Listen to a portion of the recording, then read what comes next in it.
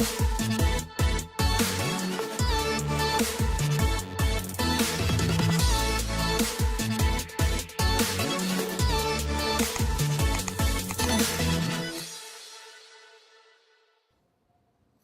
afternoon. Welcome to Give Me the Mic, another edition of Law and Order. Today we have an outstanding guest that will help motivate, inspire, and cultivate our future leaders in this country.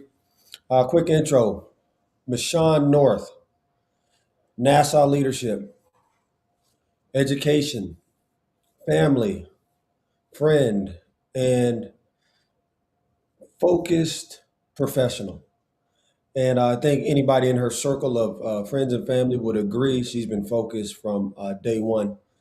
And we will be diving into, how do you build that type of career? How do you build that type of discipline to help anybody out that is looking for ways to become disciplined, to help them execute and be successful? And with that, let's go to a commercial before we get into another episode of Give Me the Mic, Law and Order.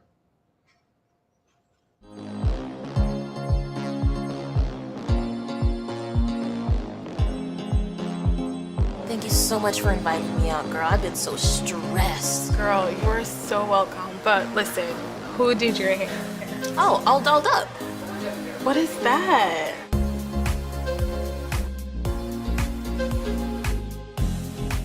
All Dolled Up is a series of stores and salons all throughout South Florida. I get my hair silked out every month. I can do that because I'm part of the Texture Club. Girl, well, I need to get to All Dolled Up and sign up for this texture club. You look amazing. And cheers to that. Just like everyone, my life is jam-packed. I'm always on the move. Whether it's personal or business, I live in the fast lane. But self-care, mentally and physically, is top priority for me. That's why I'm a part of the Texture Club at my favorite salon. They always treat you like family, and that experience leaves me wanting more. So instead of worrying about my ends, treatments, and styles, my easy monthly subscription to the Texture Club solves everything. I let the pros focus on my hair, so I can focus on the other things that matter in my life.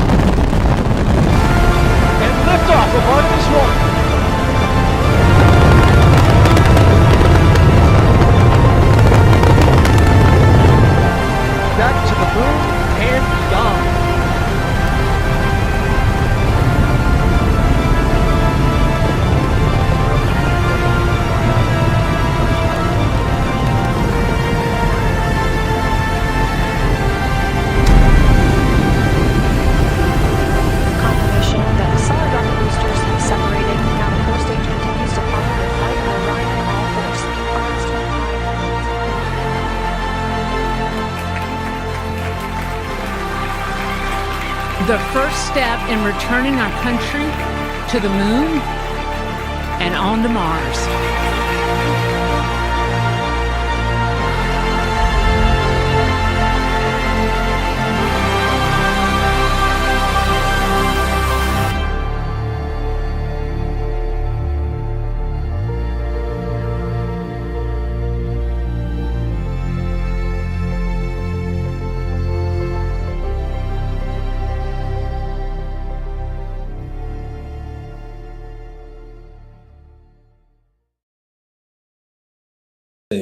Michun North, bravo. Wow.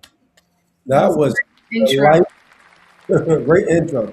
Shout out to producer Woody. We got to send you some business. I mean, that was phenomenal. Mitch, welcome to Give Me the Mic. Thank you. I'm glad to be here. Very happy. So, thank you. Pleasure to have you. Um, like NASA. Okay, we're going to go through a couple of areas. I'll give you just a sneak preview. Again, we're going to talk about what somebody who just saw that video may have never thought of an opportunity that was thrust upon you to be in such a position? I mean, somebody got to pay for those spaceships, and we'll get into the detail of what your role is at NASA. But like, give me a snapshot of who Michun North is, if somebody were to mention Michun North professionally as a friend. Who was Michun North? Uh, that's a great first question. I would say if someone said who Michelle North is, I would say I'm an average person. And I guess until we start talking about, accomplishments, and then maybe I would say I would have a different way to frame it. But I'm just an African American woman trying to work her hardest, striving for greatness and excellence, trying to be a thoughtful leader and a good partner, a good daughter, a good sibling, just trying to do my best in the world. That's how I would describe myself. Hmm, outstanding. Um, but at work, you would be, what is your title? My title is branch chief for the budget management and investment analysis branch of headquarters, strategic insights and budget. So I work directly for the chief financial officer for NASA and the budget director. My role is primarily responsible for developing NASA's budget to present as a president's budget proposal. Outstanding. So let's launch. Let's get right. Let's launch. Oh, you like that? Let's launch. Great. Um, early life. Like, did you always want to be into such a scientific and STEM role? I don't remember that being kind of your thing. No, it wasn't. So we come from a lineage of greatness. Hmm. So my mom, our mother, Hmm. has a lot of siblings, and many of them are Black women like me. And we had a couple of engineers. And so yes, I did. I went to college thinking that I was going to be an engineer. I wasn't as focused as I should have been those first couple of years in college. And I quickly figured maybe not engineering, but I did have a passion for finance. And initially, I was thinking about going into investment banking because I love the stock market. I thought maybe in a portfolio manager. But the path to being a portfolio manager, I did a detail at Morgan Stanley, and you have to start off as a stockbroker, and then I kind of realized I didn't really want to start my career as a stockbroker. Hmm. So I did some more research, and then I kind of started navigating toward government budget, and I did an internship in Orange County for the Office of Management and Budget. And then that internship kind of set me on the path that I am on today. And so from that internship, I was recruited by NASA at the University of Central Florida to be, at the time, it was called a federal career intern program. Hmm. And they were looking for early career hires to play a budgeting role. And so I Wow. started as an analyst like 23 years ago. And I kind of stayed on that path and, took, various diverse, detailed assignments and various roles at NASA. And that led me to where I am here today. Wow. Kudos to you.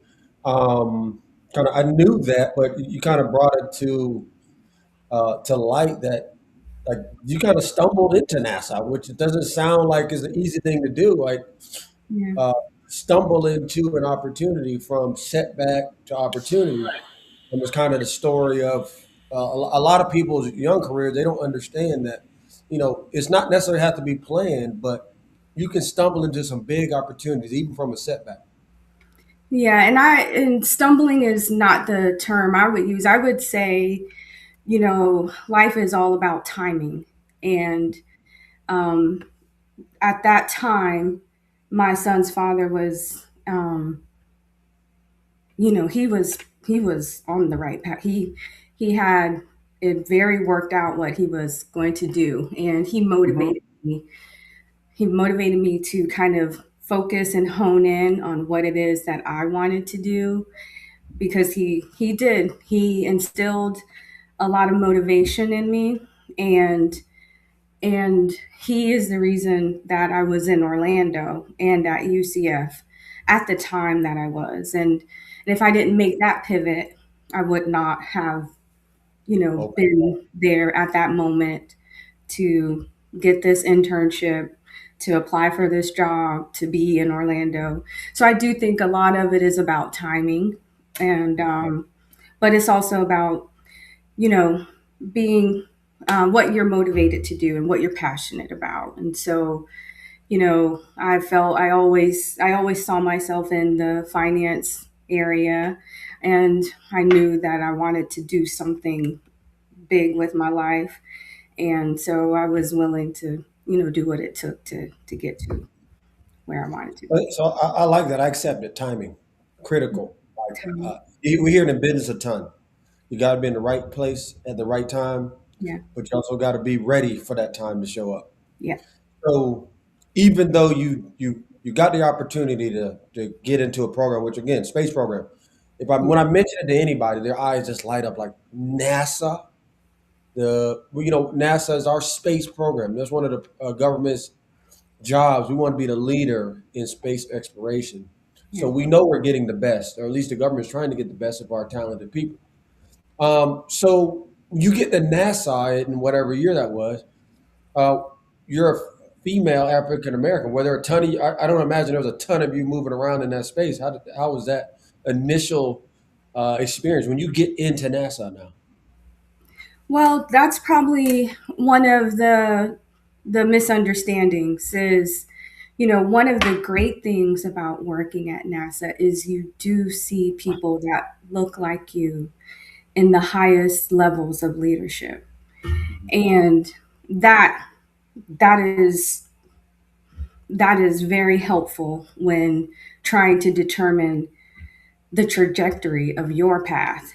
Being able to actually see and witness women that look like you Okay. doing doing great things. And so that was a pretty big motivator. I would also say I am, like we talked about, like our family and my friends. Like I've always kind of surrounded myself with people who we were always pushing each other to Yeah, be. touch on that for a second. The circle of friends is one of your core kind of beliefs. Like you put together a circle of friends that help motivate and push you. Can you explain kind of that? I know we talked about it, but if you can give us a quick, like that being around people that you can be inspired by. Yeah, it's one of my tenets of life. You surround yourself with people that are better than you and doing greater things than you. And whether you realize it or not, that begins to influence you, and Mhm. and it pushes you. And I wouldn't go so far to say competition, but you know me, I'm a very competitive person. Yeah. It makes you want to earn your seat at the table. That's how I would say. Right. You want to Do you be. have any advice on how to do that? Like, how do you build a competitive circle? Like, what does that look like for me? I don't have a competitive. I have a very non-competitive circle. How do I add competitive circle to my strategy for success? Well, that's a good one. How do you? Because I was fortunate to meet my circle in college, and we were all in finance and business, and we were all, when I graduated, it was the year after 9/11, and I remember saying to my friend, um, I'd be lucky to just get a job making $27,000 a year, 30,000. I think that was the Hmm. number that we were saying. And um and we just kept pushing each other. We kept sending each other jobs. We kept, um, you know, talking about ideas and suggestions on, how we can improve our resumes, book clubs and going, we went to, me and one of my girlfriends, we got our masters together. Like, we just kept pushing. We got our first house. We knew the importance of accumulating assets, like, and we would share financial strategies. It was, Okay. I would say I'm fortunate, but I feel like I'm drawn to people that I can learn from, and so I would say that would be a, Yeah, a I nice got piece of advice is to to att- be, well, you. You're kind gonna of challenge you align feel, yourself, yeah, because you align got to feel yourself it. with people that you know that can add value to your life. I would say that. So, so was there a I belong here moment at NASA where you're like, okay, because you've been at NASA, I mean, you're a senior uh, employee now. You've been there for a few seasons. Did you have a moment where you're like, I belong here. This is where I'm going to stake my claim? I can't honestly say that I have gotten to that point yet. I literally had a moment last week where I was in a meeting with the administrator and I thought to myself, look how far I have come. I am in a I'm in a meeting with the number one person at NASA. But I started as a contract analyst, putting money on a contract for a project. And so I think that's what keeps me motivated, is never quite feeling complacent or comfortable with where I am. And I think that helps me psychologically continue to strive for even more. Yeah. Right. Okay. Awesome. Do you have any advice? Like, I mean, top person. One of the issues I'm dealing with personally. Um, Going to a room, somebody's making 10x what you're making. They maybe have 5x experience than you. How do you navigate that room with confidence? How do you know, like, hey, I can do this, or like, I know what I'm doing? How do you manage that? I would say if I'm feeling like I'm not deserving of being where I am, I would say the approach that I would take would be a more observing type of approach, listening, um, making sure I'm understanding the conversation and being just thoughtful about how I can add value to this room, to this conversation. And even anytime I'm on a team, it's the same approach. I typically am on very challenging teams because I feel like I thrive in that type of environment. But I noticed I have these steps that I go through with every team that I'm on. There's this unsureness of, do I deserve to be here? Am I going to embarrass myself? And that type of psychological behavior, it pushes me to listen and assess everyone's strength and their weakness. And then Mm, I will in turn kind of assess what is missing from the team and where I can add value. And I will hone in on that. And typically it's things that, people don't want to do, or they don't enjoy doing, or just an area where they're just weaker. And I will attack that area, and I will I will say, this is where I'm going to add value to this team, to this space, to this room. And it's usually an area that I am more confident in, and I would say I would take that approach. very man. Okay. Um, Leadership. We're all about leadership. You're in a leadership role. You're around leaders. Um, we talked about expectation. Kind of jumped onto two questions that I wanted to hone in on. But do you find a responsibility to? I mean, looking at the time frame that you came into the space, I like that one too. Space. You came into the space program. And you explained to me that, oh, there's diversity everywhere in there. It really was a place where you saw representation across channels, different channels. Now, how do we maintain that? Do you find is your responsibility to maintain that? Do you see anything changing, is it something we should be worried about Should we be worried about the responsibility of of, diverse representation? of diversity?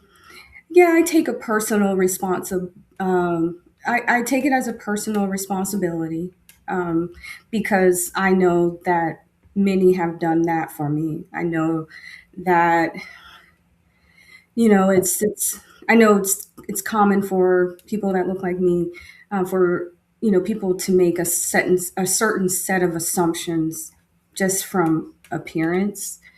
Mhm. And so I I I know I make sure that every person that I encounter, regardless of their ethnicity, that I hear them and they feel heard, Mhm. because I think that's the part of diversity where we can add value, is helping that person be heard, so that people will not judge them based on, stereotypes.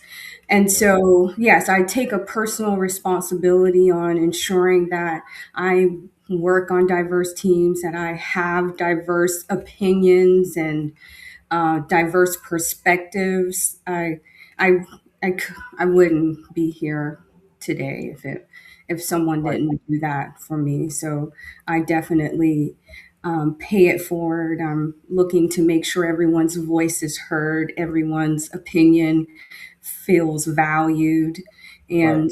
and that stretches across diversity, because sometimes the stereotypes can kind of And- drown that oh out. my gosh, like these stereotypes. That's another conversation. But leading into that next step. Um. Okay. Oh, look at us. Woo, woo, there she go. Okay. So, uh, diversity. I noticed you touched on it. You said it was available to you. You talked about a program that opened a door for you. Um, like you also send me information about programs that these types of amazing organizations have to kind of shoot a career path. Yeah. Do you are you a part of any like how do you send that to everybody or do you just send that to us or you guys have a website for getting people that information? How do Um, we access that information? well, that's the reason why I share it, is because I know, knowledge is power. And so if we as a community are not aware of the opportunities that are available to us, then we're doing our community a disservice. And so I take a broad approach to, if I come across any type of program or opportunities that can help advance us, I will share it as widely as I can, because I think of all of the things I've learned throughout my career, and there's things that I would have done a little differently if I just had the knowledge or the experience. And so anytime I come across, whether it's internships, development programs, leadership training, I'm going to share it as broadly as I can. But there's always also, like on nasa.gov, there's a lot of information on STEM education and outreach and internships, and the information is there. We just have to help you know disseminate it. Okay, awesome. Thank you. Do you have any advice for like again? A lot of time when people say NASA, they just think okay, scientist, geek with glasses on that knows how to fly a rocket. Like, do you have advice for a non-professor because you don't necessarily fly the rocket, but you get the rocket, the funding to be able to operate. So, do you have any advice for non-STEM roles at NASA? Yes, every discipline you can think of is supported at NASA, from legal to business to contracts to scientists, engineers, educators, communicators. It takes all of it to achieve the success of NASA. And so I would say almost every major field of business is represented at NASA. And whether it's through the civil service as a federal employee or even as a contractor. And so you just have to look. It's there. All right. Okay, so thank you for all of that information and amazing kind of sharing your short journey. Um, we're going to go into my favorite set, which is the lightning round set. So, in the lightning round set, I'm going to ask you a quick question. You can only answer with one word. Can't think about it. Got to kind of shoot from the hip, and we'll see what's on your mind. Okay. Okay. So let's do our lightning round. Give me 1 second. I can't think about this. Um, One word to describe your journey. Miraculous. You can't think. I, Um, I was thinking about the tense. okay. Miraculous. Big, Like a biggest lesson. miracle or miraculous? Let's go with I like miraculous. it. That's whatever come out is what's supposed to come out. There's somebody out there. Biggest lesson you learned the hard way. I would say to be an active listener. I encounter people who think they know the answer right away, and I'm one of those people. And my biggest lessons I've learned throughout my career is being an active listener. All right, active listening. That's active. That's 2 words. One word. A moment at NASA you'll never forget. A moment at NASA I would never forget. I mean, I have these moments all the time, but I would say getting this role that I have right now as the Mm, branch chief for budget management, I would say typically this role is filled by an engineer, and I'm not an engineer. And so, I often think about how I was encouraged to apply for this job, never thinking that I would be eligible yeah, or even considered. And we rolled out the budget last week, and my team was responsible for the president's budget. And I said, when we posted that budget online, and I said, wow, my accomplishments are being published. did he So, retweet it? Did the president retweet your budget? no, he did not. Okay. I back to lightning. Back to lightning round. All right, coffee or sleep? Sleep, Lead or follow? lead, Risk or comfort? risk. Finish this statement. Success means. Success means being proud Finish of. this statement. Legacy is. Legacy is my son. All right. Trade dog. Okay. Final question. We love to motivate, inspire, and cultivate future leaders in our space. Advice to a young black girl watching this right now.